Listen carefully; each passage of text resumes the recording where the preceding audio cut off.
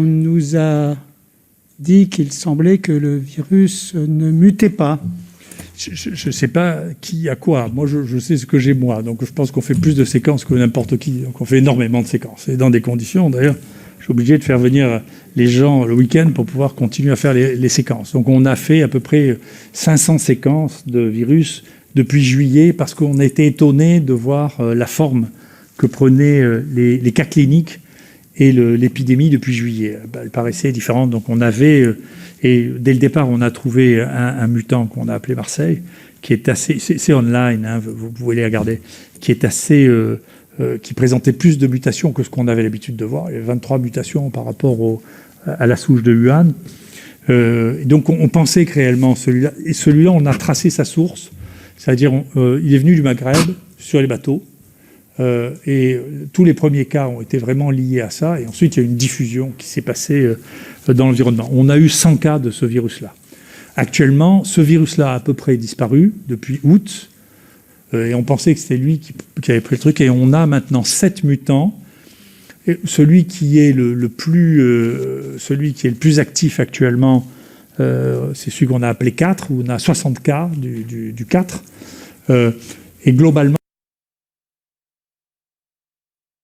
si vous voulez, si vous regardez le nombre, mais vous voyez bien qu'on ne peut pas parler de la même chose. Moi, je vous assure, c'est des données, je viens de les écrire, ces données. Vous n'avez qu'à les regarder, elles sont online, parce qu'on met, effectivement, c'est une autres sections, on met tout online maintenant, en particulier dans des situations épidémiques, pour que tout le monde puisse en profiter. Si on regarde, nous, tous les virus que nous avons eus jusqu'en mai, et qu'on regarde si vous regardez sur notre site, vous le verrez, on a beaucoup réfléchi pour le représenter de manière qui est visible, c'est-à-dire sur un cercle, le degré de variation par rapport à la souche initiale. Si vous regardez la différence entre les différentes souches que nous avions par rapport à la souche initiale, elle donnait un cercle d'un diamètre X.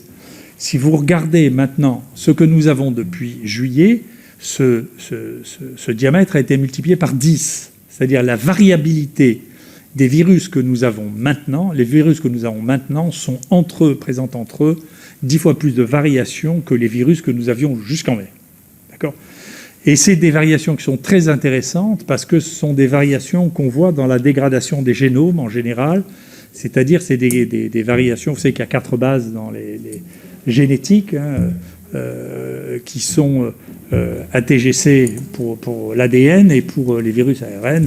À la place d'un T, vous avez un U. Et donc, la dégradation de C vers U normalement est réparée parce que la plupart du temps, elle est délétère.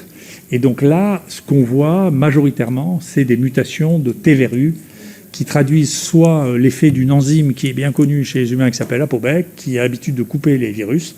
Donc peut-être qu'au fur et à mesure que ce virus s'est répandu, il est arrivé des formes qui permettent la transformation de C vers U, soit il se passe quelque chose dans ce virus qui permet ça. Mais ce que je peux vous dire, alors ça on l'a aussi étudié, peut-être que Delfrécy ne l'a pas vu encore, mais moi je l'ai vu parce qu'on a envoyé le papier. On a comparé 100 cas à partir de juillet et 100 cas avant pour regarder quel était le degré de leurs troubles de coagulation. Et donc ils ont beaucoup moins de troubles de coagulation, ils sont moins sévères et la mortalité est plus faible. Donc il se passe quelque chose avec ce virus qui en fait quelque chose de différent. Voilà. Et donc, moi je regrette, vous voyez, qu'on vous dit ça, parce que moi j'ai téléphoné au conseiller du ministre pour lui dire et pour lui donner les données. Hein.